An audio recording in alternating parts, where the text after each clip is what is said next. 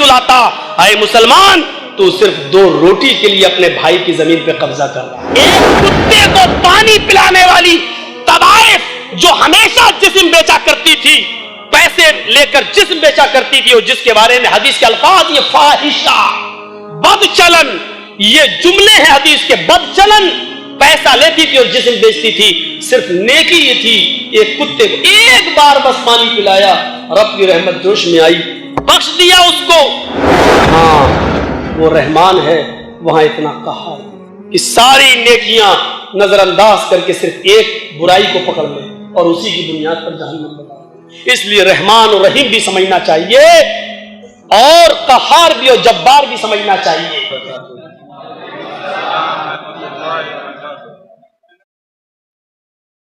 अल्हम्दुलिल्लाह।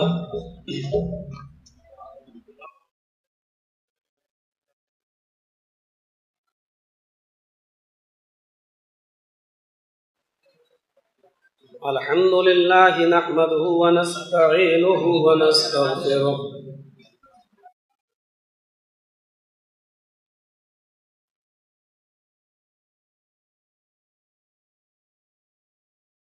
व नऊज़ु बिल्लाहि मिन शुरूरि अनफुसिना व मिन सय्यिआति अअमालिना।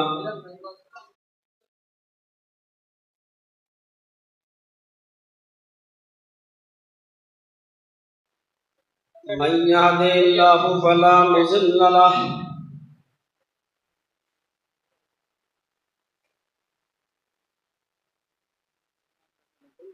व मन युज़लिलहु फला हादिय लहु।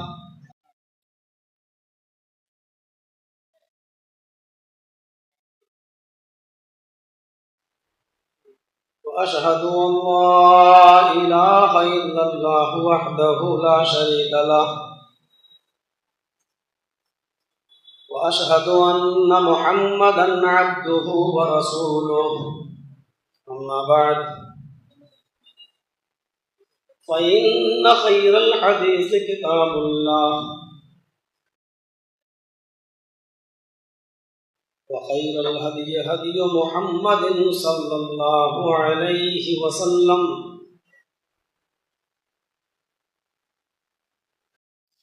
व शर्रल उमूरि मुहदसातुहा व कुल्लु मुहदसतिन बिदअह व कुल्लु बिदअतिन ज़लालह व कुल्लु ज़लालतिन फिन्नार। अऊज़ु बिल्लाहि मिनश शैतानिर रजीम। बिस्मिल्लाहिर रहमानिर रहीम।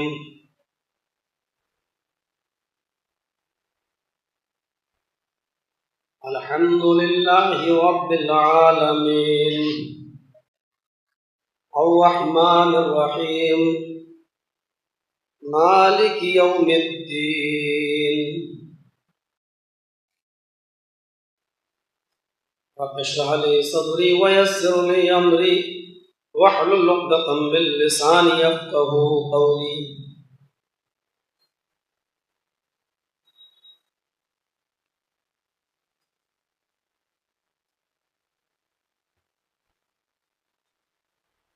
मरकजी मस्जिद में जमा होने वाले हमारे इंतहाई मुअज़्ज़ज़ सामाईन हज़रात, इस मस्जिद के अंदर ये दूसरा मौका है और आज इस दर्स के अंदर मैं सूरह फातिहा के ताल्लुक़ से कुछ बातें आपके सामने रखना चाहता हूँ। वो भी पूरी सूरत पर हम गुफ्तगू नहीं कर सकते हैं, थोड़ा सा दर्स देना है। ये सूरह फातिहा जिसकी चंद आयात मैंने आपके सामने तिलावत की है, पहले तो हमें और आपको ये समझना चाहिए कि अल्लाह ताला इस सूरत के कितने नाम हैं। किताब और सुन्नत की रोशनी में अगर इस सूरत के नाम देखे जाएं तो बहुत से नाम आते हैं। सबसे पहले तो इस सूरत को सूरतुल फातिहा ही कहा जाता है। कुरान खोलेंगे सबसे पहले हमें यही सूरत नजर आएगी। इस मुनासिबत से सूरत को सूरतुल फातिहा कहा जाता है। इस सूरत का एक और नाम है सूरतुर रुकिया, दम करने की सूरत। नबी अकरम के पास जब कोई मरीज आता था तो आप उसको अपने पास बिठाते थे और यही सूरत पढ़कर दम कर दिया करते थे। इसका एक नाम सूरतुर रुकिया इसलिए रखा है। इस सूरत का एक और नाम है सूरतुल शिफा। आप मशवरा भी देते थे लोगों को जो बीमार हैं वो ये सूरत पढ़कर अपने ऊपर दम कर लें, मुआवज़तैन वगैरह पढ़ें। किताब सुन्नत से ये दुआएं साबित हैं। इस सूरत का एक नाम हदीस की किताबों में सूरतुस सलात भी आया है। सूरतुस सलात यानी नमाज की सूरत। सवा मसानी भी आया है, बार बार पढ़ी जाने वाली सूरत। ये सूरत बार बार पढ़ी जाती है।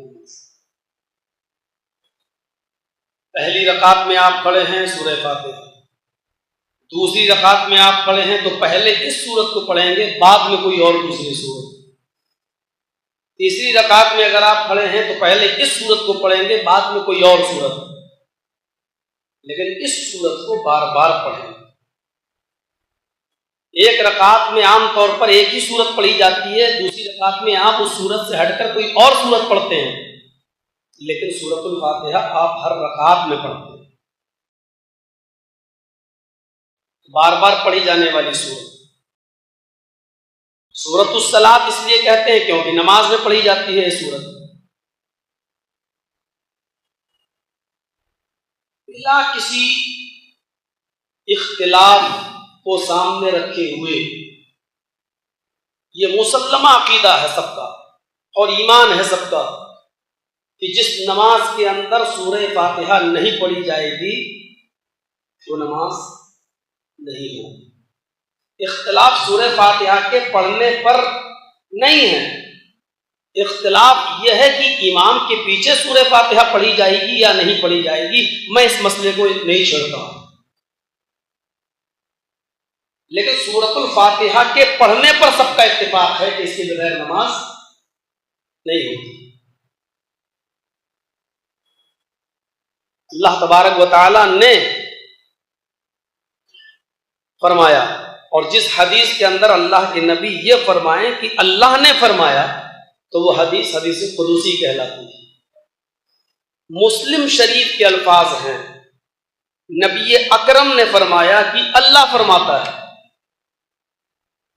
नबी अकरम ने फरमाया कि अल्लाह फरमाता है, कसमतुस सलाता बैनी व बैन अब्दी निस्फैन, मैंने नमाज को अपने और अपने बंदे के दरमियान आधा आधा तकसीम कर दिया।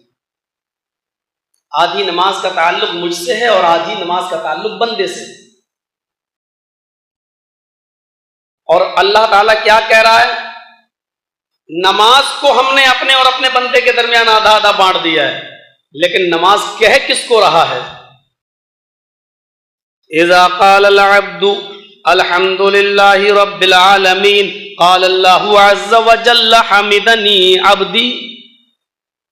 सूरह फातिहा को नमाज कहता है।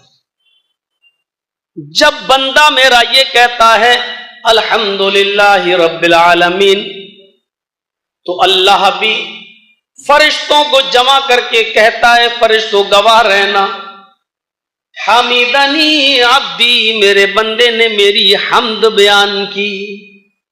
बंदा कह रहा है अल्हम्दुलिल्लाह रब्बिल आलमीन, सारी तारीफें अल्लाह के लिए। तो अल्लाह भी फरिश्तों में क्या बयान कर रहा है? हमीदनी अब्दी, मेरे बंदे ने मेरी हम्द बयान की। व इज़ा क़ाल अल अब्दु अर्रहमानिर रहीम, जब बंदा कहता है अर्रहमानिर रहीम, क़ाल अल्लाहु अज़्ज़ व जल्ला असना अब्दी, जब बंदा कहता है अर्रहमानिर रहीम, तो अल्लाह फरिश्तों में बयान करता है, अय फरिश्तों गवाह रहना मेरे बंदे ने मेरी सना बयान की। रुकू और सजदे का जिक्र नहीं हो रहा है, सूरह फातिहा ही को नमाज कह रहा है अल्लाह। जब बंदा कहता है अल्हम्दुलिल्लाहि रब्बिल आलमीन, तो अल्लाह कहता है हमिदनी अब्दी।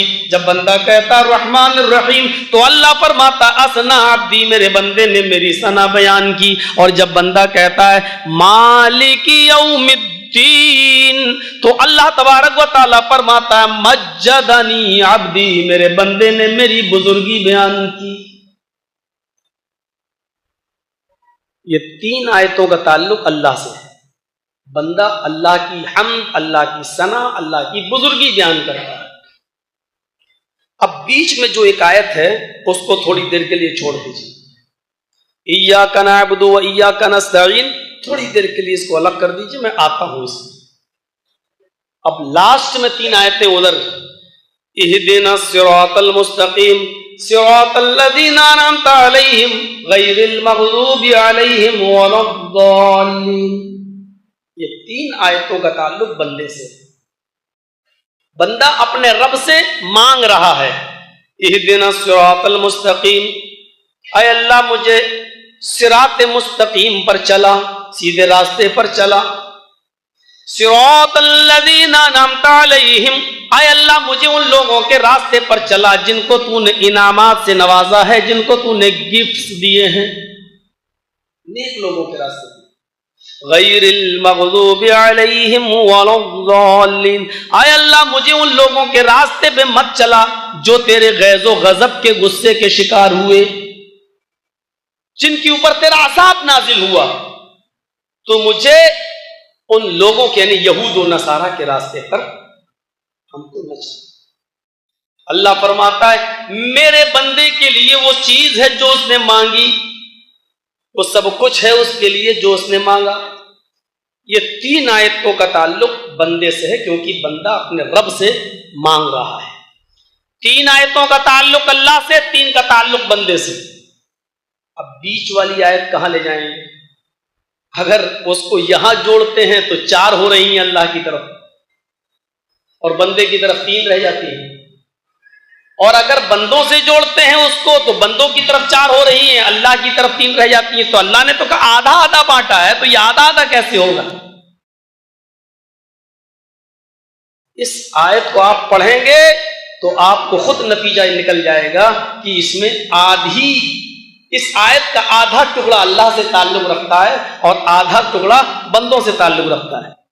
इय्याका नअबुदु व इय्याका नस्तईन, आए अल्लाह हम सिर्फ तेरी ही इबादत करते हैं और तुझसे ही मदद तलब करते हैं। आए अल्लाह हम सिर्फ तेरी ही इबादत करते हैं और तुझसे ही मदद तलब करते हैं। इबादत बंदा करता है और मदद अल्लाह करता है। आधा टुकड़ा बंदों से रिलेटेड है और आधा टुकड़ा अल्लाह से। ये बंदे और अल्लाह के दरमियान एक तो पैमान है। गोया अल्लाह ये कह रहा है बंदो तुम इकरार करो, और बंदा इकरार कर रहा है आए अल्लाह इबादत हम सिर्फ तेरी ही करेंगे। तो अल्लाह भी अपना वादा कर रहा बंदों से कि मदद भी हम तुम्हारी करेंगे। इस आयत का मतलब ये हुआ आए अल्लाह हम तेरी इबादत करते जाएं, तू हमारी मदद करता जाए। आधी आयत का ताल्लुक बंदे से है और आधे का ताल्लुक अल्लाह से है। तो 3.5 इधर 3.5 उधर, मामला हल हो गया। अल्लाह ने कहा मैंने नमाज को अपने और अपने बंदे के दरमियान आधा आधा बांट दिया है। आधे का ताल्लुक मुझसे, आधे का बंदे से। और नमाज रुकू सजदा 4-6 रका इसको नहीं कहा, नमाज सूरह फातिहा को कहा। अब हमें और आपको खुद फैसला कर लेना चाहिए कि अल्लाह नमाज सूरह फातिहा को कह रहा है। अब बंदा नमाज में नमाज ही को ना पढ़े तो उसकी नमाज होगी या नहीं होगी, हमें कुछ कहने की जरूरत नहीं। यही नमाज है, और नमाज में हम नमाज ही को ना पढ़ें तो नमाज होगी या नहीं होगी, फैसला हमें और आपको सबको कर लेना चाहिए। बात हो गई ना, और बहुत बड़ी बात मैं कह गया, इसी को नमाज कहा अल्लाह ने। और बंदा नमाज में नमाज ही को ना पढ़े तो उसकी नमाज कैसे हो जाएगी। अब आइए एक एक जुमले पर, मैं पूरी सूरतुल फातिहा की तफसीर नहीं कर पाऊंगा, हल्के से पॉइंट आपके सामने रखना है। पहले टुकड़े पर गौर कीजिए, अल्हम्दुलिल्लाहि रब्बिल आलमीन। तमाम तारीफें, अलिफ लाम इस्तिग़राक़, डूबी हुई है सारी तारीफें, हर किस्म की तारीफ, तारीफात की जितनी कैटेगरीज हो सकती हैं, तारीफ की जितनी क्वालिटीज हो सकती हैं, हर किस्म की तारीफ उस अल्लाह के लिए है जो सिर्फ रब्बुल मुस्लिमीन नहीं है, रब्बुल आलमीन है, जो दोनों जहान का परवरिश करने वाला है। हम दो चार हमारी पेचियां उठाने वाले लोगों को खिला पिला देते हैं तो हम बहुत बड़ा अपने आप को 30 मार खां समझते हैं। इतने लोगों को खिला दिया, वो रब्बुल आलमीन है, सिर्फ मुसलमानों का नहीं, दुनिया में जितने भी इंसान है सबका, और सिर्फ इंसानों का नहीं, हैवानात का भी, जमातात का भी, नबातात का भी, आलम की जमा इस्तेमाल हुई है।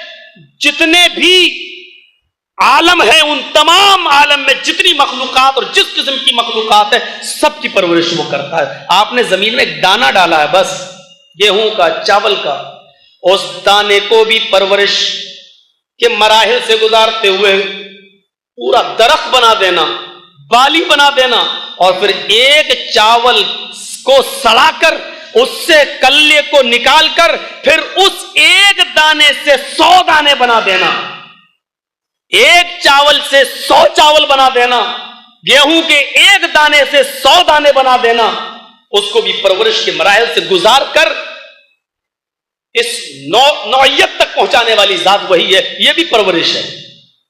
आपने सिर्फ आम खा लिया है, गुठली जमीन के अंदर डाली है, लेकिन उस गुठली से आम का पूरा एक दरख्त तैयार कर देना और दरख्त में ऐसे सैकड़ों आम लगा देना और फिर उस आम के अंदर मिठास भर देना और उसको पाए तकमील तक पहुंचाना, परवरिश के इन मराहिल से गुजारने वाली जात उसी अल्लाह है। कोई साइंटिस्ट ऐसा नहीं कर सकता। कोई साइंटिस्ट, बहुत चीजें बनाई हैं साइंस ने, क्या क्या बनाया है।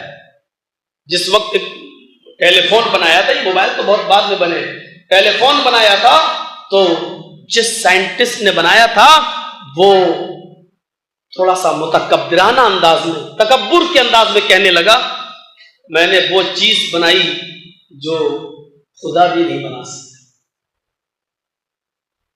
यहां बैठे बैठे लंदन बात कर लो, हेलो, पहुंच गई लंदन। हर जमाने में अगर कोई फिरौन पैदा हुआ है तो उसका जवाब देने वाला मूसा भी पैदा हुआ है, उसको भी जवाब दिया गया। ये बताओ कि तुमने टेलीफोन बना लिया, लैंडलाइन, यहां आपने उठाया, हेलो, लंदन में बैठा हुआ तुम्हारा भाई अपने कान में सुन रहा है तुम्हारे हेलो की आवाज, तुम खुश हो। हमने वो चीज बनाई जो खुदा नहीं बना सका, लेकिन हेलो कहने वाली जबान में ये बोलने की ताकत अल्लाह ताला ने दी है। और तेरी ये हेलो की आवाज जिस कान से तेरा भाई सुन रहा है, उसके कानों में सिमात अल्लाह ताला ने दी है। अगर अल्लाह ताला तुझे गूंगा कर देता और तेरे भाई को बहरा कर देता तो ये 250 ग्राम का डब्बा किस काम का था। फिर बता, इस 250 ग्राम के डब्बे की हैसियत क्या थी। वहीं से नादिम हुआ और वहीं से वो शर्मिंदा हो गया और उसने रुजू कर दिया और अल्लाह को की कुदरत कामिला पर यकीन कर लिया। वो वो समझ जाते थे। जिस तरीके से वो हमें और आपको खिला रहा है, समंदर की तारीकी में, समंदर की गहराइयों में तैरने वाली मछलियों को भी वो रिज़्क दे रहा है। आप इफ्तार करके शिकमशेर होकर खाना खाकर यहां बैठे हैं तो माफ कीजिएगा, सड़कों पर फिरने वाले कुत्तों को भी वो महरूम नहीं कर रहा है, उनको भी खिला रहा है। हकीर से हकीर मखलूक जो हमारी नजर में, वो उसको भी भूखा नहीं सुलाता है, नहीं, उसको भी पाल रहा है, उसकी भी परवरिश कर रहा है, उसको भी खिला रहा है। जो मशीनरी हमारे और आपके अंदर है, दिल, गुर्दा, फेफड़े, जितनी चीजें हैं हमारे और आपके अंदर, भी किसी इंसान की को काट दिया जाए, उसको निकाला जाए तो ये सब चीजें निकलेंगी। इन तमाम चीजों के मजमुए का नाम इंसान है और उसी से वो जिंदा भी है। लेकिन माफ कीजिएगा, जो मशीनरी एक इंसान के पास है, उसकी जिंदगी को कायम रखने के लिए सेम टू सेम, हूबहू उतनी ही सारी चीजें एक चींटी के अंदर भी मौजूद है। उसके पास भी लीवर है, उसके पास भी फेफड़े हैं, उसके अंदर भी कलेजा है, कलेजी है, उसके अंदर भी हार्ट है जो धड़कता है, उसके पास भी कान है, उसके पास भी जबान है, उसके पास भी नाक है। लेकिन दुनिया में है कोई ऐसा MBBS, MS, डॉक्टर, सर्जन जो दूरबीन या खुर्दबीन लगाकर किसी चींटी के हार्ट की बाईपास सर्जरी कर सके? है कोई डॉक्टर जो किसी चींटी के कान का ऑपरेशन करके उसके कान में आवाज को सुनाने की मशीन डाल सके? वो उसकी कलेजे और लीवर तक को नहीं देख सकता है। जितनी चीजें हमारे और आपके पास हैं, एक हाथी के अंदर भी वो चीजें, लेकिन हाथी को काटो तो सारी चीजें दिखाई देंगी, लेकिन चींटी के अंदर इतनी सारी चीजें हैं जो एक हाथी के अंदर है, वो चींटी में भी है, लेकिन आप नहीं देख सकते। किसी मरी हुई चींटी को देख लीजिए काट के, आप काट नहीं पाएंगे, उसके टुकड़े नहीं कर पाएंगे। आपके पास ऐसी कोई मशीन नहीं है, न चाकू न छुरी, कि आप उसके पेट को फाड़ सकें, नहीं।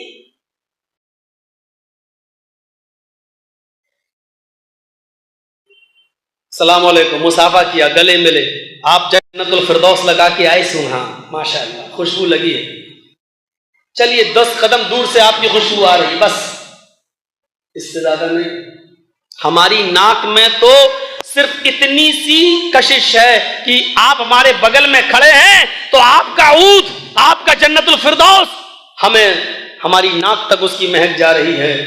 लेकिन हमारी नाक से भी कहीं ज्यादा तेज उस चींटी की नाक होती है जो अपना रिज्क तलाश कर लेती है 4थी मंजिल पर भी जाकर और 5वीं मंजिल पर भी जाकर। इस मस्जिद की छत के ऊपर अगर कोई मिठाई रखी हुई है, चींटी की नाक में इतनी कशिश है कि वो इसी दीवार पर चढ़ने की कोशिश करेगी, बार बार गिरेगी लेकिन चढ़ेगी, और एक वक्त ऐसा आएगा कि वो उसी मंजिल पर पहुंच जाएगी और अपने रिस्क को तलाश कर लेगी, अपनी मिठाई को पा लेगी, उसके ऊपर चढ़ जाएगी, अपना रिस्क तलाश करेगी। ये उसके नाक के अंदर सूंघने की ताकत है।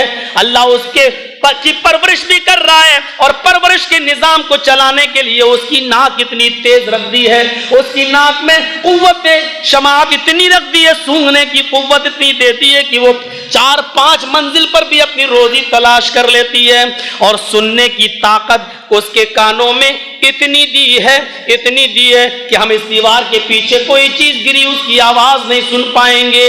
लेकिन चींटी के कान में सुनने की इतनी ताकत है जिसको कुरान ये कहकर बयान करता है, जब हजरत सुलेमान अलैहिस्सलातु वस्सलाम का लश्कर गुजर रहा था और चींटियों के वादी के पास से गुजरा तो एक चींटी सारे चींटियों को मुखातब करके कहने लगी कि घोड़ों की आवाज आ रही है, घोड़ों के टापों की आवाज आ रही है, सुलेमान का लश्कर गुजर रहा है। कुरान ने सुलेमान अलैहिस्सलातु वस्सलाम के लाओ लश्कर को गुजरने वाला वाकया और चींटी के वो जुमले को रिकॉर्ड कर दिया है सूरह नमल के अंदर। वइज़ा अतौ अला वादिन नमली क़ालत नमलतुन या अय्युहन नमलु दुखुलू मसाकिनकुम ला यहतिमन्नकुम सुलैमान व जुनूदुहु वहुम ला यशूरून। वइज़ा अतौ अला वादिन नमली, जब हजरत सुलेमान अलैहिस्सलाम का लश्कर चींटियों के वादी के पास से गुजरा, जब चींटियों के लश्कर के चींटियों के मकानात के पास से गुजरा, कालत नमलतुन, एक चींटी कहने लगी या अय्युहन नमलु दुखुलू मसाकिनकुम, आए चींटियों अपने अपने बिलों में चली जाओ, अपने अपने सुराखों में चली जाओ, अपने अपने मकानों में चली जाओ, अपने अपने मस्कनों में दाखिल हो जाओ। ला यहतिमन्नकुम सुलैमान व जुनूदुहु, कहीं सुलेमान अलैहिस्सलातु वस्सलाम का लाओ लश्कर, कहीं सुलेमान और उसका लाओ लश्कर अपने पैरों से हमें रौंद न डाले, अपने पैरों से हमें कुचल न डाले और उसको पता भी ना हो कि हम यहां हैं। कहीं लाइल्मी में, बेशऊरी में कहीं सुलेमान और उसका लाओ लश्कर हमें कुचल न डाले। एक चींटी की बात सारी चींटियां मान लेती हैं और महफूज हो जाती हैं। चींटी की मिसाल क्यों दी है? कुछ तो वजह होगी। हम मशरफुल मखलूकात होकर अपने अमीर की बात नहीं मानते हैं, अपने कायद और रहबर की बात नहीं मानते हैं। चींटी से सीखो। एक चींटी की बात तमाम चींटियों ने मान ली, तमाम चींटियों ने, और महफूज रह गई। अल्लाह ने मिसाल दी है, इज्तिमाइयत भी कोई चीज होती है। इबरत हासिल करो। कहीं कहीं कुरान ने यह जुमला भी इस्तेमाल किया है, उलाइका कल अनआम, ये तो चौपायों की तरह हैं, चार पैर वाले जानवरों की तरह। बल्कि कहीं कहीं यह भी कहा बल हुम अजल, उससे भी गए गुजरे, उससे भी गिरे हुए। उलाइका कल अनआम, इतना कह देता अल्लाह तब भी हमारी जिल्लत और रुसवाई के लिए काफी था कि हमें चौपायों दरिंदों से मिसाल दी। लेकिन उसने आगे कह दिया बल हुम मजल, चौपाए तो फिर भी हैं, इसलिए कि वो चौपाए हैं, तुम उनसे भी ज्यादा गए गुजरे। कहां पहुंचा दिया? जो रब हमें यह कह रहा हो कि खलकनल इंसान फी अहसनी तकवीम, हमने सबसे बेहतर ढांचे में पैदा किया, वही रब हमें यह भी कह रहा है कि इज्तिमाइयत को तोड़ देना, इज्तिमाइयत से रूगर्दानी करना, इज्तिमाइयत से मुंह फेरना, इज्तिमाइयत को हटा देना और उसको नजरअंदाज कर देने की बुनियाद पर कहा कि तुम चौपाइयों की तरह हो, दरिंदों की तरह हो, चार पैरों से चलने वाले जानवरों की तरह हो, बल्कि उनसे भी ज्यादा गए गुजरे, उनसे भी ज्यादा गए गुजरे। कहीं तो कहा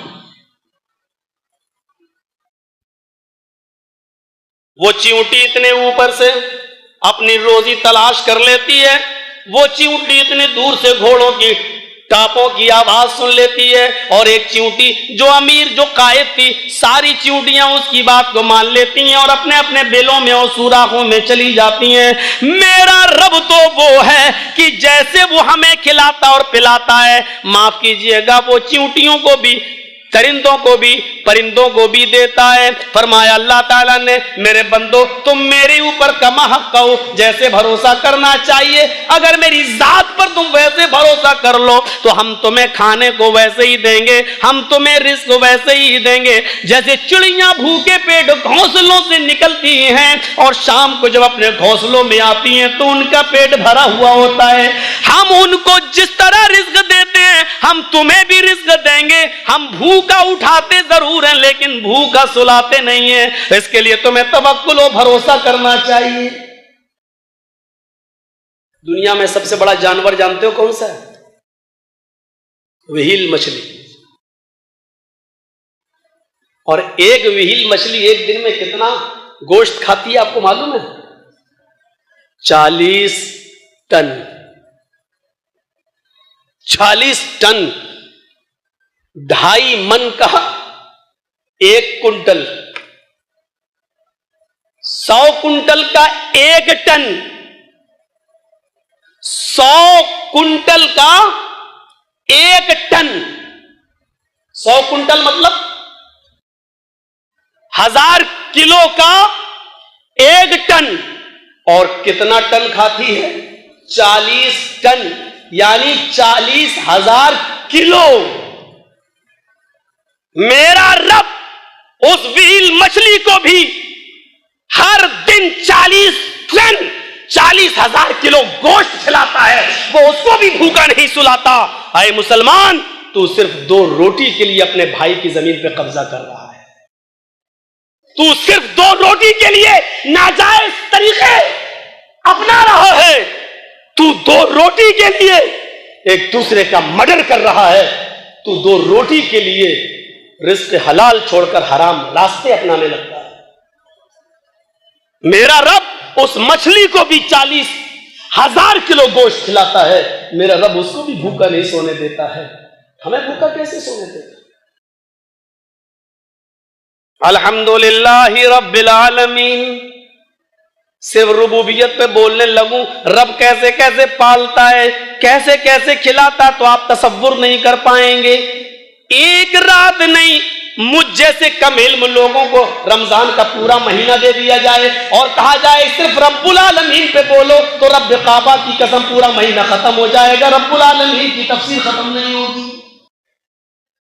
ये हम जैसे कम इल्म लोगों का हाल है। जो बहुत बड़े बड़े इल्म वाले हैं, उनकी तफसीर का अंदाज क्या होगा, वो कितनी लंबी चौड़ी, वो चाहें तो पूरे साल तक इसको फैला सकते हैं और बोल सकते हैं। मेरे प्यारे साथियों, ये मैं अपनी कम इल्मी की वुसअत के मुताबिक कह रहा हूं कि हम जैसे लोग 1 महीना लग सकता है, लेकिन रब्बुल आलमीन की तफसीर खत्म नहीं हो पाएगी। रब्बुल आलमीन के निजाम को समझने के लिए एक मिसाल पर गौर करो। हमारे घर में एक बच्ची पैदा होती है, नॉर्मल होती है, धीरे धीरे बड़ी होने लगती है, वो नॉर्मल रहती है। हाँ, ये अलग बात है 20, 22, 25 साल की हो जाती है, उसका निकाह हो जाता है। अब उसके सीने का हिस्सा थोड़ा सा उठने लगता है, लेकिन भाइयों यकीन कीजिए अभी उस सीने में, अभी उसके उन पिस्तानों में दूध नहीं आया हुआ है, इसलिए कि अभी उसकी जरूरत नहीं है। निजाम में परवरिश देखिए, हमारी बेटी की शादी होती है, हमारी बहन की शादी होती है, मेरी बेटी शादी के बाद हामिला होती है, अभी भी हमारी बेटी के पिस्तानों में दूध नहीं आता है। हमारी बेटी के पेट से जब बच्चे की विलादत होती है, बच्चे के बाहर आने से पहले हमारा रब हमारी बेटी की पिस्तान में दूध भर देता है। जैसे वो बच्चा मां के पेट से बाहर आता है, हमारा रब उसकी मां की पिस्तान में दूध भर देता है। बच्चा रोता है, मां अपनी पिस्तान से लगा देती है और बच्चे की ग़िज़ा उसकी मां की पिस्तान में मौजूद है। ये परवरिश का निजाम देखिए। उस बच्चे के दुनिया में आने से पहले अल्लाह तबारक व तआला ने उस बच्चे की परवरिश के निजाम के लिए उसकी हल्की ग़िज़ा उसके मां की पिस्तान के अंदर पहले ही से मौजूद कर दी, ताकि मेरे इस नए बंदे को दुनिया में जाने के बाद परवरिश के निजाम में कोई तकलीफ महसूस ना हो। ये दुनिया का कोई बड़े से बड़ा डॉक्टर शादी से पहले हमारी मां बहनों की पिस्तानों में दूध नहीं भर सकता है। कोई इंजेक्शन आज तक ऐसा इजाद नहीं हुआ है। नकली दूध बन गए, डब्बे वाले दूध बन गए, माफ कीजिएगा, लेकिन मां की दूध के अंदर ऐसी क्वालिटी आज तक पैदा नहीं हुई कि किसी इंजेक्शन से शादी से पहले मां की पिस्तानों में दूध भरा जा सके। उस बच्चे को उस मां का हकीकी दूध मिले, जो खून उसकी रगों में दौड़े, ताकि आगे चलकर ये मेरा बंदा अपने मां का भी फरमाबरदार बन जाए, अपने मां का भी मुतियो फरमाबरदार बन जाए। वही मां का पेट 9 महीने उसके अंदर रखा। अल्लाह तबारक व तआला ने मां के पेट के अंदर सांस हवा जाने का रास्ता नहीं, लेकिन जिंदगी दे रहा है। लेकिन वो जानता है जब ये बच्चा मां के पेट से बाहर आएगा तो सबसे ज्यादा इसको जरूरत हवा की पड़ेगी। उस बच्चे के बाहर आने से पहले हवा इतनी कसीर मिकदार में पैदा कर दी कि उसकी कमी महसूस नहीं होती। गवर्नमेंट हमें बिजली देती है, पंखे हम चलाते हैं, लेकिन जितना पंखा चलता हवा खाते हैं उसका टैक्स हमें गवर्नमेंट को देना पड़ता है। मेरे प्यारे साथियों, लेकिन कुदरत ने जो अपना पंखा चलाया आज तक उसका टैक्स नहीं मांगा कि मेरे बंदो मुझे टैक्स दो। मेरे बंदो, मैंने जो हवा चलाई है जिससे तुम जिंदा हो, यह हवा तुम खाते हो, उसका मुझे टैक्स दो। हम अपने खेतों में पानी देते हैं, गवर्नमेंट उसका टैक्स लेती है, लेकिन जब अल्लाह ताला बारिश बरसाता है तो आज तक उसने टैक्स नहीं मांगा। मेरे बंदो, मैंने तुम्हारे खेत में पानी दिया, मुझे टैक्स दो। दुनिया का कायदा है कि एहतिजाज तरफैन से होता है, एहतियाज तरफैन से होता है। हम धोबी के मोहताज हैं कि वो हमारे कपड़े धोए, तो धोबी हमारा भी मोहताज है कि वो हमसे पैसे ले। हम डॉक्टर के मोहताज हैं कि वो हमारा इलाज करे, तो डॉक्टर मेरा भी मोहताज है कि हमसे पैसे ले। हम अशियाए खुर्दोनोश के मोहताज हैं कि वो हमें बेचे, हम उसको खरीदें। बेचने वाला हमारा भी मोहताज है कि वो हमसे पैसे ले। लेकिन यहाँ निजाम बदल गया। हम सूरज की रोशनी के मोहताज हैं, लेकिन सूरज हमारा जर्रा बराबर मोहताज नहीं है। हम चांद की रोशनी के मोहताज हैं, लेकिन चांद हमारा जर्रा बराबर मोहताज नहीं है। हम बारिश के मोहताज हैं, लेकिन बारिश हमारी जर्रा बराबर मोहताज नहीं है। इन तमाम चीजों के बदले में मेरे रब ने हमसे मांगा तो सिर्फ ये मांगा कि मेरे बंदे अपनी सबसे ऊंची चीज यानी सर के माथे को, पेशानी को जमीन की ऊपर मेरे सामने रगड़ दे, मेरी सामने तू रख दे, अपनी नाक को जमीन की ऊपर रगड़ दे, रख ले, ताकि मुझे यकीन हो जाए कि मेरे बंदे ने मेरा गुलामी का तौक अपने गले में डाल लिया और मुझे अपना मालिक मान लिया। आए मेरे बंदे, तू अपनी पेशानी को, अपनी नाक को जमीन पर रख दे, बस मुझे यकीन हो जाएगा कि मेरा बंदा अपने आप को मेरे सामने जलील कर रहा है। और इसीलिए सबसे ज्यादा नमाज में सजदा अल्लाह को पसंद है, क्योंकि सजदे के अंदर इकरार होता है, अल्लाह मैं एमएलए हूं, मैं एमपी हूं, मैं अमीर हूं, मैं दौलतमंद हूं, लेकिन इज्जत का मालिक तू है। हम तेरे आगे इतने जलील हैं कि देख, मैंने जमीन के निचले हिस्से में अपनी नाक और अपना माथा पेशानी रख दी, और तू इतना बुलंद है, हम में और तुझ में इतना ही फर्क है कि मैं जिल्लत की सबसे इंतहा को पहुंच चुका हूं, और तू इज्जत की सबसे इंतहा बुलंदी को, उसकी कोई इंतहा ही नहीं है, तू ऐसी बुलंदी पर है। मेरे जितना फर्क जमीन और आसमान में, उससे भी कहीं बढ़कर फर्क हमारे और तेरे, यानी हमारे गुलाम होने में और तेरे मालिक होने में है। मेरे भाइयों, वो बंदा जो अपने आप को सर सजदे में नहीं झुकाता है, वो रब के मुकाबले में अपने आप को खड़ा करने की प्लानिंग कर रहा है। सिर्फ कितनी सी चीज मांगी। हजरत इब्राहिम अलैहिस्सलातु वस्सलाम कभी बगैर मेहमान के खाना नहीं खाते थे। एक बार बुढ़ा मिल गया, मजूसी था, पकड़ के लाए, बाबा खाना खा लो। बैठ गए, जैसे ही उसने लुकमा उठाया, कहने लगा बिस्मिल्लाह, आग के नाम से। हजरत इब्राहिम ने हाथ पकड़ाए, खाना रख। कहा क्या हुआ? कहा कि अल्लाह का नाम लो। उसने कहा अल्लाह का नाम तो नहीं लूंगा, मैं मेरा रब, मेरा खुदा आग है, हम आग के ही नाम से अभी तक खाते आए हैं और आग के ही नाम से खाएंगे। इब्राहिम ने कहा खाना रख, आग से मांग ले। भगा दिया उसको। वो गया, नहीं खाया उसने, नहीं लिया अल्लाह का नाम। अल्लाह ने जिब्राइल अमीन को भेज दिया, हाय इब्राहिम जाओ उस बूढ़े को पकड़ के लाओ और दस्तरख्वान से खाना खिलाओ। कहा जिब्राइल क्या कह रहे हैं? वो आग का नाम लेता है, मेरे रब का नाम ही नहीं ले रहा है। जिब्राइल ने कहा तुम्हारे रब ने फरमाया वो तो 90 साल से आग का नाम लेके खा रहा है, तेरे रब की रहमत को गवारा नहीं हुआ, 90 साल से भी उसको खिला रहा है। आए इब्राहिम, तेरे दस्तरख्वान पर उसने एक बार आग का नाम ले लिया, तूने उठाकर भगा दिया। तेरा रब तो उसको 90 साल से खिला रहा है, जब 90 साल से वो आग का ही नाम लेकर खा रहा है, तेरे रब की रहमत को गवारा नहीं हुआ कि उसको कभी भूखा सुलाए। आग का नाम लेने के बावजूद तुम्हारा रब उसको खिला रहा पिला रहा है, तो तुम कौन होते हो उसको एक ही दिन नाराज करके भगाने वाले? इब्राहिम अलैहिस्सलाम भागते हुए गए, बाबा चलो। का क्या हुआ? का चलो। का हुआ क्या? का खाना खाओ। नहीं पहले ये बताओ कि हुआ क्या? कहा मेरे रब की रहमत को गवारा नहीं हुआ। उसने कहा कि 90 साल से वो आग का नाम लेकर खा रहा है, मैं इसके बावजूद उसको खिला रहा हूं, उसकी परवरिश कर रहा हूं। तुम्हारे दस्तरख्वान से एक दिन में उसने आग का नाम ले लिया और तुमने भगा दिया। मेरे रब की रहमत को गवारा नहीं हुआ कि एक 90 साल का 100 साल का बूढ़ा मेरे दस्तरख्वान से भूखा उठ जाए। खाओ।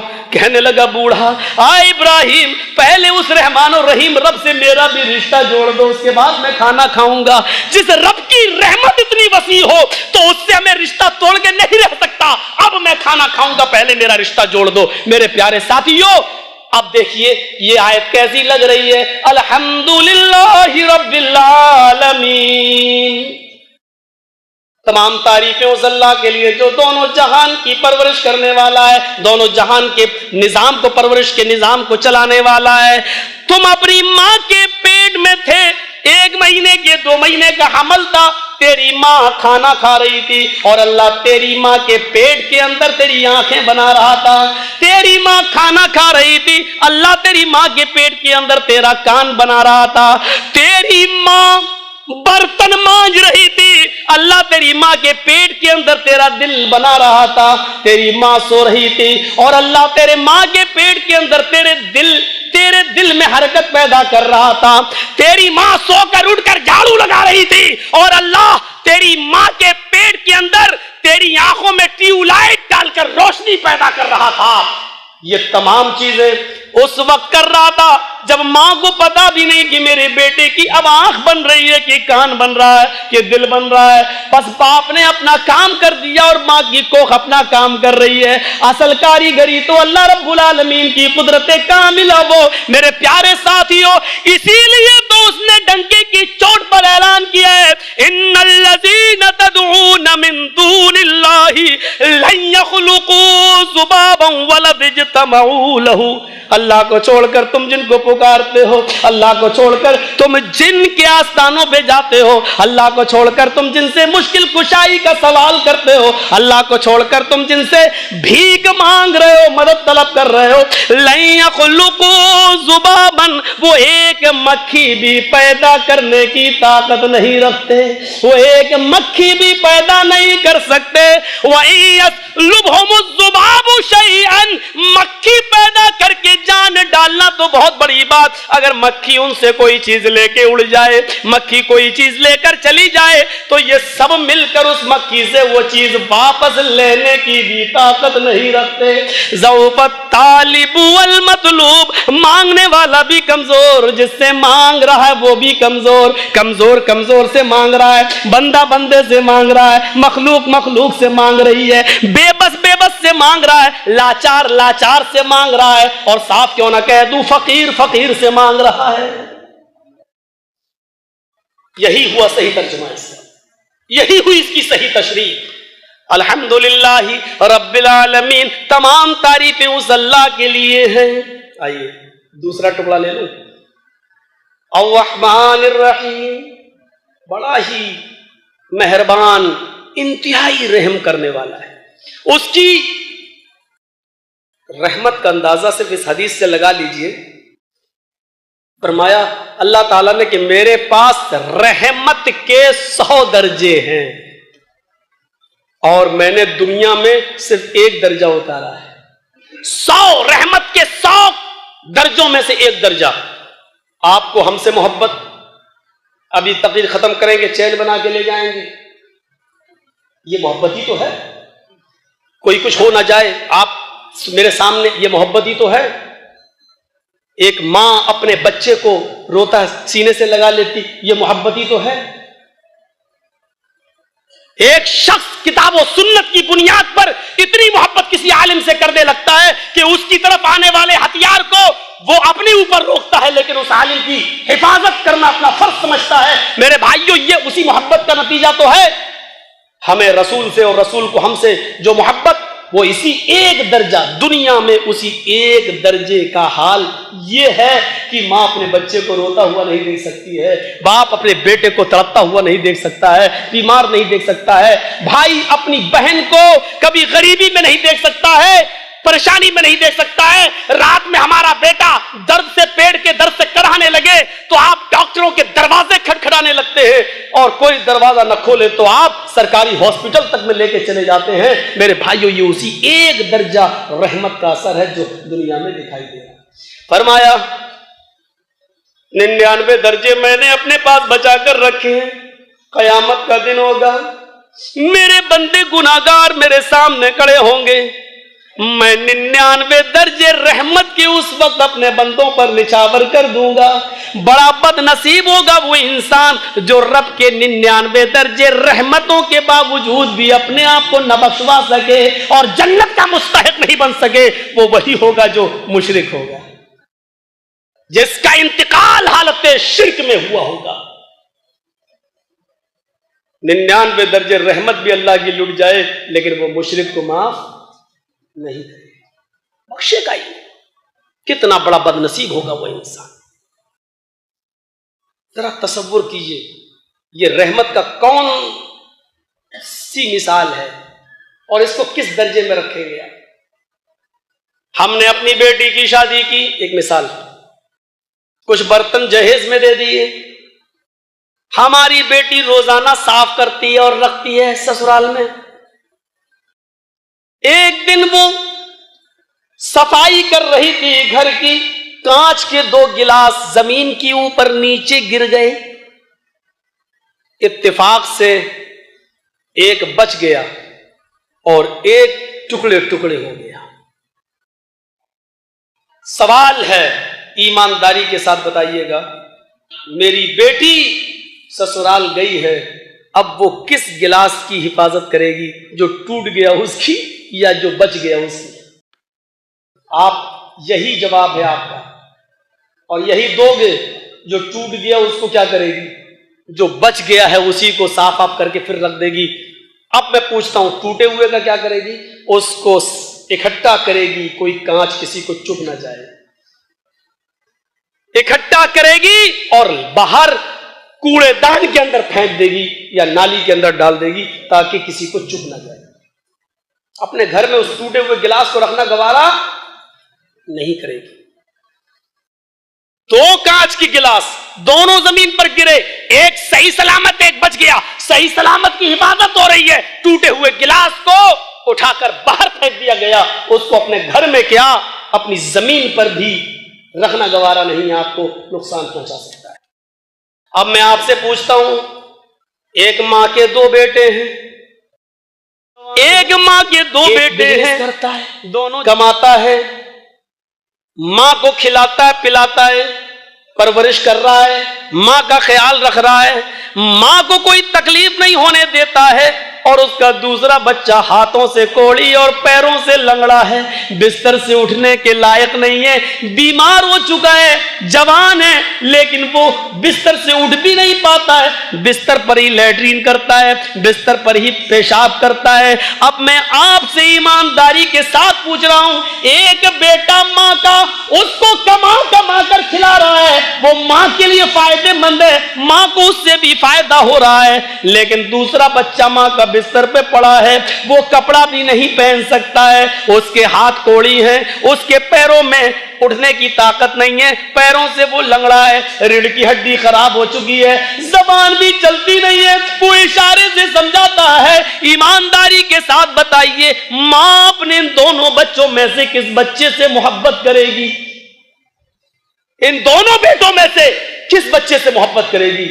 आप यकीन जानिए, मां का दिल होता है, दिल, मां को उस जवान बच्चे से जो कमा कर ला रहा है इतनी मोहब्बत नहीं होगी जितनी मोहब्बत इस लंगड़े लूले अपाहिज बच्चे से होगी। वो जवान बेटा जो कमाता है, वो अपने आप लैट्रीन में जाता है, वो अगर कहे भी कि मां मेरी लैट्रीन साफ कर दो, तो मां कहेगी हट, बड़ा हो गया है, शर्म नहीं आती। लेकिन मां, वही मां, उतना ही बड़ा बेटा उम्र में उससे भी बड़ा है, लेकिन उसको हट नहीं कह रही है, उसके पास बैठ रही है, उसकी गंदगी को साफ कर रही है, उसने जिस कपड़े में लैट्रीन की है उस कपड़े को धुल भी रही है, उसकी उस रास्ते को भी साफ कर रही है जिस रास्ते से उसने गंदगी की है। ये रब की रहमत का वही एक दर्जा है जो दुनिया में नाजिल हुआ है, उतारा अल्लाह ने, और उस एक दर्जे की मोहब्बत का यह हाल है कि मां इस लंगड़े लूले अपाहिज औलाद से इतनी मोहब्बत कर रही है जितनी उससे नहीं। उसकी लैट्रीन क्या, उसके कपड़े भी अब साफ करने के लिए तैयार नहीं, और इस बच्चे को रोटी का लुकमा तोड़ के उसके मुंह में खिला रही है क्योंकि हाथों में ताकत नहीं है। मेरे प्यारे साथियों, अल्लाह के नबी फरमाते हैं, जितनी माँ को इस बच्चे से मोहब्बत होती है लंगड़े लूले पाहिज औलाद से, जब एक गुनाहगार बंदा उसके सामने अपने हाथों को बुलंद करता है और अपने गुनाह की तौबा करता है, अपनी मग़फ़िरत अपने रब से तलब करता है, तो अल्लाह ताला को इस माँ की ममता से भी कई गुना ज्यादा इस बंदे से मोहब्बत हो जाती है। और वो फरमाता है, फरिश्तों मेरे बंदे ने मेरे सामने अपने दामन को फैला लिया है, मैंने उसको माफ कर दिया है। अल्लाह ताला को इस माँ की ममता से भी कहीं ज्यादा रहम आ जाता है, प्यार आ जाता है, अपने उस बंदे पर रहम आ जाता है। ये उसकी रहमत का हाल है। सहरा और जंगल में जा रहा है एक आदमी, ऊंट पर बैठा है, सामान से लदा हुआ है, गल्ला और अनाज सब लदा हुआ है। जंगल में रुक जाता है, थोड़ा आराम करता है, सोकर उठता है तो देखता है कि ऊंट मां साजो सामान के गायब, जो भी सामान था सब गायब। ढूंढता है, अरे बड़ा बड़ा कीमती सामान था ऊंट पर, ये ऊंट कहां चला गया। उसने एक एक पहाड़ी देख डाली, जंगल में एक एक झाड़ी देख डाली, लेकिन कहीं नहीं मिला, कहीं नहीं मिला ऊंट। फिर आकर उसी जगह पर थक गया, रोने लगा और सोचने लगा कितना कीमती सामान, अब मैं कहां रहूंगा, अब मैं क्या करूंगा, अब मैं कैसे जिंदगी गुजारूंगा। जिंदगी का सारा सामान तो उसी के ऊपर मौजूद था। थोड़ी देर आराम करता है, फिर नींद आ जाती है। दोबारा जब इसकी आंख खुलती है तो क्या देखता है कि ऊंट उसी जगह पर बैठा हुआ है, सामान वैसा का वैसा है, एक चावल का दाना कम नहीं, एक गेहूं का दाना कम नहीं। जो चीजें लेकर गया सारी की सारी चीजें महफूज। मारे खुशी में नजरें आसमान के ऊपर डालता है और मारे खुशी में उल्टे अल्फाज कह जाता है, अल्लाहुम्मा अंता अब्दी व अना रब्बुक। उल्टे जुमले बोल जाता है, अल्लाहुम्मा अंता अब्दी, ऐ अल्लाह वाकई तू मेरा बंदा है, व अना रब्बुक, और मैं तेरा रब हूं। उल्टा बोल गया, लेकिन अल्लाह मुस्कुरा रहा है। वो जानता है मेरे बंदे की नीयत ये नहीं है। असल तो दारो मदार नीयत पर ही है, असल तो दारो मदार नीयत पर है। वो जानता है कि मेरे बंदे की नीयत ये नहीं थी कहने की, वो तो खुशी में कह गया, उसको होश ही नहीं कि वो क्या कह रहा है। वो कहना यही चाह रहा था कि अल्लाह मान गया वाकई तुझे, मैंने ढूंढा तो ऊंट ना मिला, एक एक झाड़ी देखी तो नहीं मिला, एक एक पहाड़ी पे तलाश किया तो नहीं मिला, और अपने आप आ गया, वाकई मान गया तू मेरा रब और मैं तेरा बंदा। यही कहना चाह रहा था, लेकिन उल्टा जुमला निकल गया, अल्लाहुम्मा अंता अब्दी व अना रब्बुक, आय अल्लाह वाकई तू मेरा बंदा है और मैं तेरा रब। अल्लाह इन जुमलों पे नाराज नहीं होता है। यही जुमले फिरौन ने भी कहे थे, अना रब्बुकुमुल आला, अना रब्बुकुमुल आला। लेकिन इसको अल्लाह ताला ने ऐसी सजा दी है कि आज भी फिरौन की लाश मिस्र के म्यूजियम में रखी हुई है और दुनिया के लोगों के लिए निशान इबरत बना दिया। वो अपने आप को रब कहता था, अपने आप को अना रब्बुकुमुल आला, मैं तुम्हारा रब हूं। और ताज्जुब दिए, उससे भी खतरनाक जुमले इस आदमी ने कहे। उसने तो लोगों से कहा था कि मैं तुम्हारा रब हूं, और इस आदमी ने तो अपने रब से कहा कि मैं तेरा रब हूं। उसने फिरौन तो लोगों से कहता था कि मैं तुम्हारा रब हूं, वो अपने आप को अल्लाह का रब नहीं कहता था, लोगों का रब कहता था, तो उसको निशाने इबरत बना दिया। और इसने तो लोगों का रब नहीं कहा, बल्कि अल्लाह से ये कह दिया, अल्लाह मानता अब्दी, अल्लाह तू मेरा बंदा। इसने डायरेक्ट अल्लाह से कहा। और वाना रब्बुक, उसने अपने रब से नहीं कहा कि मैं तेरा रब हूं, इसने तो अपने रब से कह दिया कि मैं तेरा रब हूं। लेकिन अल्लाह नीयत देख रहा है कि मेरे बंदे की नीयत ये नहीं थी, कहना नहीं चाहता था, इसलिए इसको नजरअंदाज किया।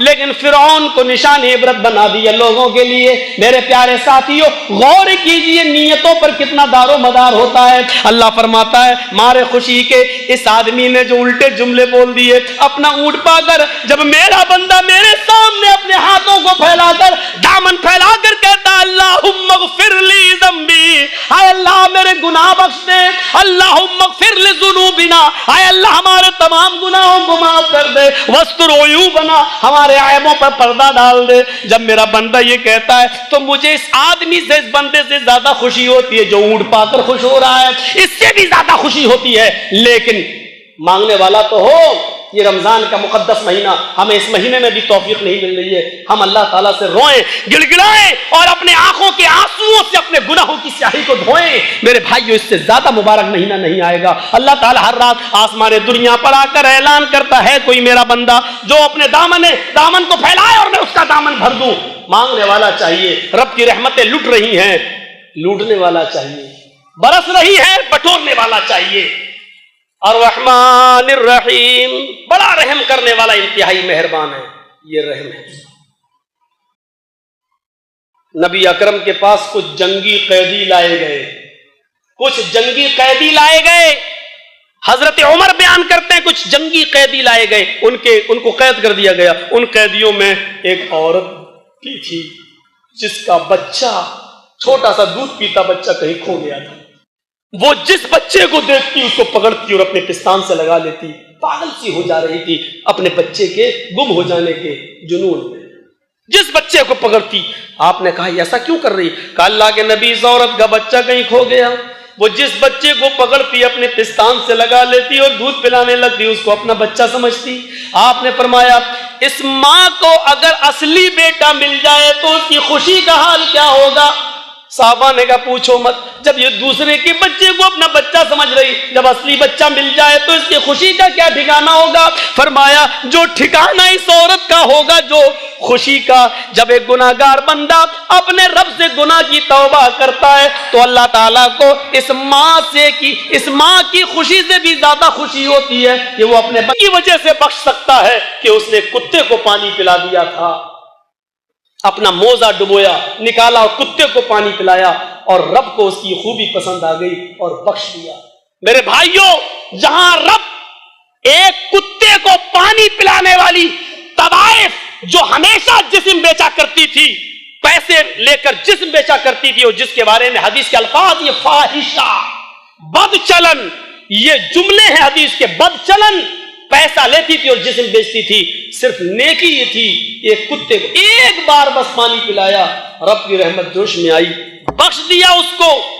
तो जहां वो इतना रहमान और रहीम है, वहीं ये भी सुन लो कि जब जंगे खैबर से लूटा हुआ माल जब आया और नबी अकरम ने कई बार ऐलान करवाया कि जिसके पास जो हो दे दो ताकि सब में तकसीम कर दिया जाए। एक सहाबी ने एक चादर ले ली थी, चादर ले ली थी।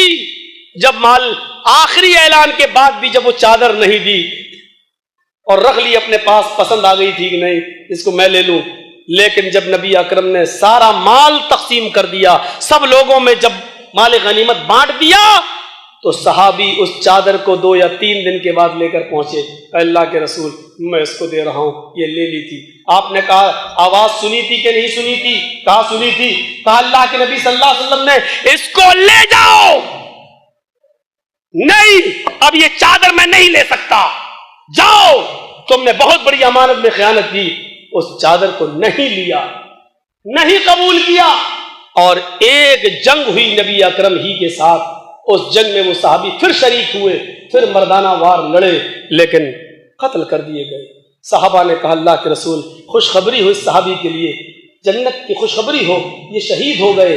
अल्लाह के रसूल ने फरमाया नहीं, जो चादर इसने खैबर में ले ली थी और तकसीम होने के बाद लाया था और मैंने लेने से मना कर दी, वो चादर इस शख्स के ऊपर जहन्नम का शोला बनकर, आग का अंगारा बनकर भड़क रही है। ये सहाबी जहन्नम के निचले तबके के अंदर जाए। एक चादर ले लेने की वजह से उस सहाबी को फरमाया, बुखारी की रिवायत है, कोई लैला मजनू की किताब नहीं सुना रहा हूं आपको, बुखारी के अल्फाज है, जिसने मर्तबा भी ये पाया कि शहादत हासिल हुई, जंग भी लड़ा, कुर्बानी भी दी, अपनी गर्दन भी कटाई, लेकिन चादर ले ली थी, अमानत में खयानत कर ली थी। एक चादर की वजह से अल्लाह के रसूल ने, जबकि वो लेके भी आए बाद में, ले लो, लेकिन नहीं लिया।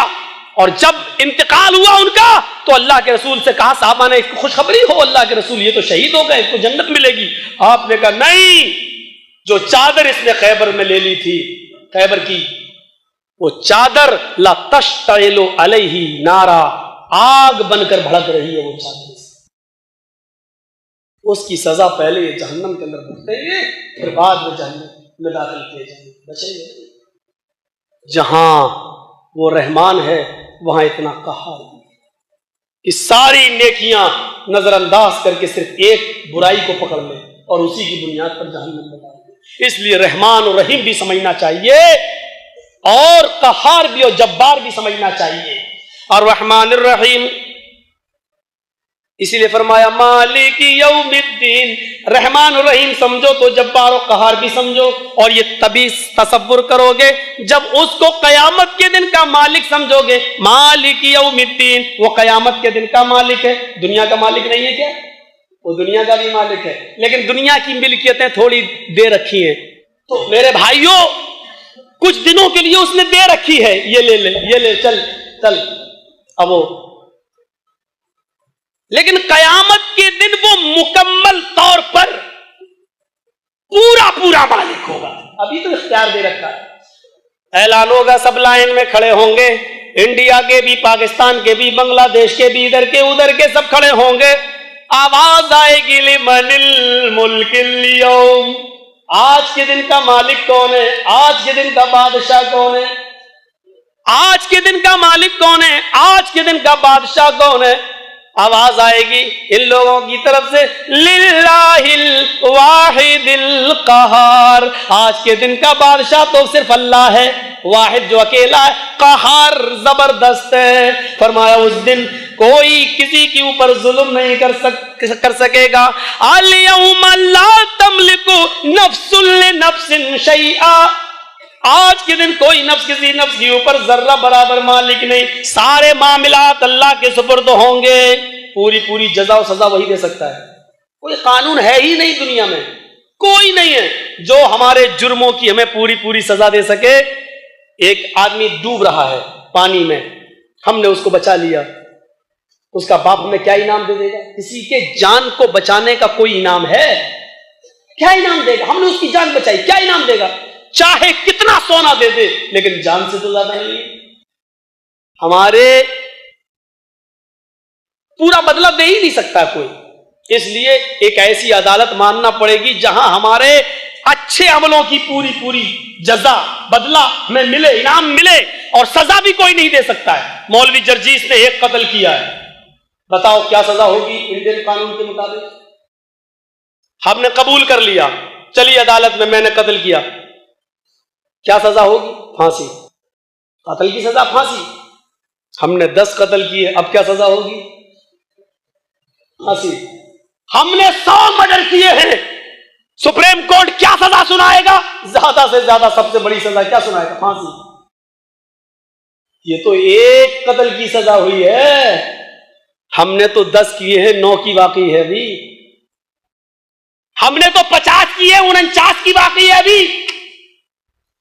हमने तो 100 मर्डर किए, 99 की बाकी है अभी। ये कौन देगा? सुप्रीम कोर्ट में बैठे हुए जज, उनका बाप भी नहीं दे पाएगा। पार्लियामेंट में बैठे हुए नेता ये कानून नहीं बना पाएंगे 100 मरतबा फांसी दो, किसको दो? इसलिए एक अदालत ये मानना ही पड़ेगी कि कोई है।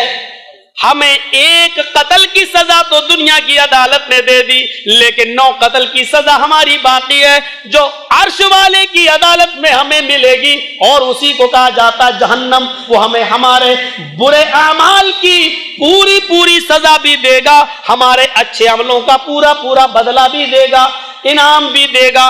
इसलिए का मालिक यौमिद्दीन, कयामत के दिन का वो पूरा पूरा मालिक है। एक शहजादा है, उसके बिस्तर पर कोई नहीं लेटता है, घोड़े पर बैठकर आता है, उसकी खादिमा लगी हुई है, उसके बिस्तर को साफ करती है, उसके गार्डन के अंदर पानी मारती है, झाड़ू पोछा लगाती है। एक दिन शहजादे के आने में देर हो गई, अपने बॉडीगार्डों के साथ उसने उस मखमली बिस्तर को झाड़ दिया। उसने सोचा कि देखें इस बिस्तर पर लेटें कैसा लगता है, जरा लेट जाए, अभी शहजादा तो नहीं आ रहा है। वो लेट गई, उस बिस्तर पे जैसे ही लेटी, उसको इतना आराम मिला कि नींद आ गई। जैसे ही नींद आई, शहजादा आ गया। इतनी जुर्रत, मेरे बिस्तर पे लेटी, उठाओ। उसके हाथ बांध दिए, शहजादे के बिस्तर पर हमारा अपना रिश्तेदार भी नहीं लेट सकता, तू कैसे लेट गई? नौकरानी होकर, लौंडी होकर। दोनों हाथ बांध दिए। शहजादे ने कहा, कोड़ा आज मेरे हाथ में दो। अभी तक जल्लादों से पड़वाता था, आज मैं मारूंगा। उसने फिर कोड़े बरसाना शुरू किए। ये शहजादे के हर एक कोड़े पर रो दिया करती थी पहले, लेकिन आज हाथ बंधे शहजादा कोड़े मार रहा है। पहला कोड़ा पड़ा, उसकी चादर फट गई। दूसरा कोड़ा पड़ा, थोड़ा और फट गई। तीसरा कोड़ा पड़ा, वो पीठ दिखने लगी। चौथे और पांचवें कोड़े में पीठ पर खून जमने लगा। कोड़े पे कोड़े पड़ते जा रहे, हाथ बंधे, हर कोड़े पे ये मुस्कुराती जा रही है। शहजादा कहता है, आज तक मैंने एक थप्पड़ भी तुझे मारा तो तू रोती थी, और ये सजा भी मैं रोने के लिए दे रहा हूं और तू मुस्कुरा रही है। 10-12 कोड़े मारकर शहजादा थक गया।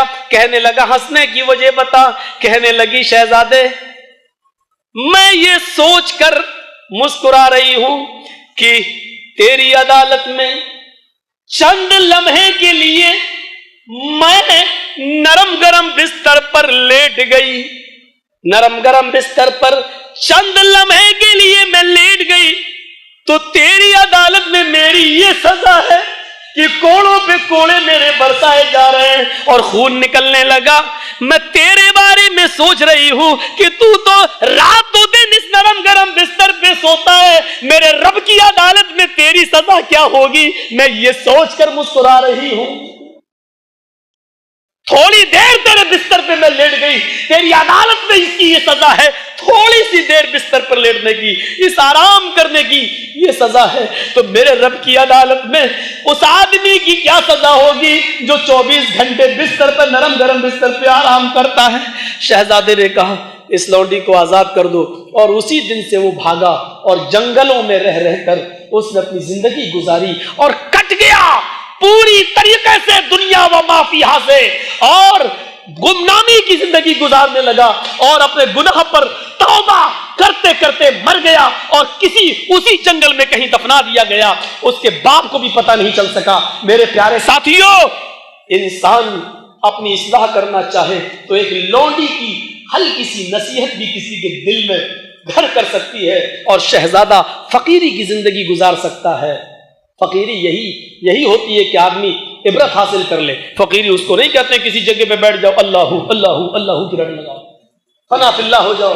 ये लोग तो वो है कि 1000 जूते मारो एक दिन। कौम के ऊपर बोझ बने हुए हैं, कौम के ऊपर बोझ। मेरे प्यारे साथियों, इबरत हासिल करो। मालिक यौमिद्दीन, कयामत के दिन का वो मालिक। इबरत हासिल करो। शाह मलिक सल्जूकी की सवारी जा रही है। शाह मलिक सल्जूकी बादशाह है, जा रही है। एक बूढ़ी औरत दोनों हाथ पकड़ के पुल पर रोकती है, रुक जा। बादशाह को रोकती है बूढ़ी औरत। बादशाह घोड़े से उतर कर कहता है, मां क्या बात है, मेरा फैसला इस पुल सिरात पर करेगा, इस पुल पर करेगा या कयामत के दिन पुल सिरात पर? कहने लगा, मां क्या हुआ? कहा, सुन, तेरे सिपाहियों ने मेरी एक गाय पर कब्जा कर लिया, उसको जंगल में ले गए, उसको काट लिया और खा गए तेरे सिपाही। मेरी वही गाय मेरा जरिए माश थी, उसी का दूध मैं पीती थी और थोड़ा बहुत दूध बेचकर मैं गुजर बसर चलाया करती थी। मेरे पास कोई और जरिए माश नहीं। अपने सिपाहियों को सजा दे और मुझे मेरी गाय दिलवा। ये फैसला तू इस पुल पर करता है तो कर, वरना कयामत के दिन पुल सिरात पर करने के लिए तैयार हो जा। उसने सिपाहियों को बुलाया, उसी जगह पर मालूम किया, पता चला ये बूढ़ी औरत सही बोल रही है। उसको बहुत सा इनाम भी दिया और एक गाय के बदले में कई गायें उसको दे दी और सिपाहियों को सख्त से सख्त सजा दी उस शाह मलिक सल्जूकी ने। तो मेरे भाइयों, सिर्फ इतना बताना चाहता हूं कि फिक्र आखिरत होनी चाहिए हमारे और आपके अंदर, तभी हम अच्छे अमल कर पाएंगे, हम इबादत कर सकते हैं। हजरत उम्मे हबीबा जो नबी की बीवी है, नमाज पढ़कर फारिग होती हैं और ऐसे ही अपने हाथों को आसमान पर बुलंद करके कि ये दुआ मांगने लगती है, हाय अल्लाह मेरी उम्र दराज फरमा दे, अल्लाह मेरे शौहर मोहम्मद रसूलुल्लाह की उम्र दराज फरमा दे, अल्लाह मेरे भाई माविया की उम्र दराज फरमा दे, अल्लाह मेरे बाप अबू सुफियान की उम्र दराज फरमा दे, अल्लाह मेरे माँ बाप की उम्र में बरकत दे, मेरे शौहर और मेरी उम्र में बरकत दे। यहाँ अल्लाह के नबी सल्लल्लाहु अलैहि वसल्लम घर में तशरीफ लाए, अपनी बीवी उम्मे हबीबा को दुआ करते हुए देखा, जो जोर से दुआ कर रही है, अल्लाह मेरी उम्र लंबी कर, मेरे शौहर मोहम्मद रसूलुल्लाह की उम्र लंबी फरमा दे, अल्लाह मेरे भाई माविया और मेरे बाप अबू सुफियान की उम्र में बरकत दे दे। अल्लाह के नबी पीछे से फरमाते हैं, ओ मेरी बीवी आए उम्मे हबीबा, उम्रें तो जितनी मिलना थी वो तो लिखी जा चुकी है, उम्रें अल्लाह को जितनी जिसको देनी थी वो लिखी जा चुकी है, अब उनमें कुछ भी चेंजिंग नहीं होगी, उम्रें तो जिसको जितनी मिलना थी वो तकदीर में लिखी जा चुकी है, तुम्हें मांगना ही है तो ये दुआ मांगो, अल्लाह मुझे तू अज़ाब जहन्नम से बचा ले, अल्लाह मेरे शौहर को अज़ाब जहन्नम से बचा ले, अल्लाह मेरे भाई अमीर माविया को जहन्नम से बचा ले, अल्लाह मेरे बाप अबू सुफियान को जहन्नम से बचा ले। अगर मांगना है तो ये मांगो, उम्रें तो सब लिखी जा चुकी है जितनी मिलना थी। ये था आखिरत का एहसास दिलाने का तरीका जनाबे मोहम्मद रसूलुल्लाह सल्लल्लाहु अलैहि वसल्लम का अपनी बीवी तक को एहसास दिला रहे हैं। ये नहीं कह रहे हैं थूक दूंगा जहन्नम ठंडी हो जाएगी। मेरे भाइयों तसव्वुर करो, एहसास दिला रहे हैं नबी अकरम जनाब मोहम्मद रसूलुल्लाह। यही होती है फिक्र आखिरत।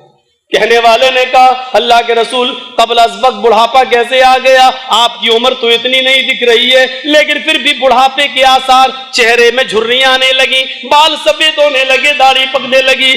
फरमाया मुझे सूरह हाक़ा ने, सूरह नबा ने, सूरह क़यामा ने, सूरह दहर ने मुझे बूढ़ा कर दिया है।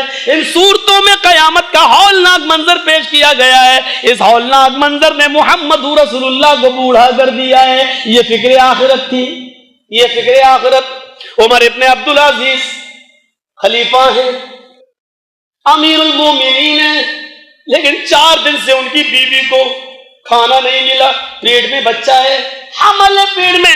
कहने लगी अपनी खादिमा से, ये तो लाएंगे नहीं कुछ, बच्चा पेट में कहीं मर न जाए, बच्चे को भी जब तक खाना नहीं मिले, जब मां नहीं खाएगी तो बच्चे की नशोनुमा कैसे होगी? ऐसा करो तुम बैतुल माल चली जाओ और थोड़ा सा दूध लेके आओ। खादिमा बैतुल माल गई रात के अंधेरे में।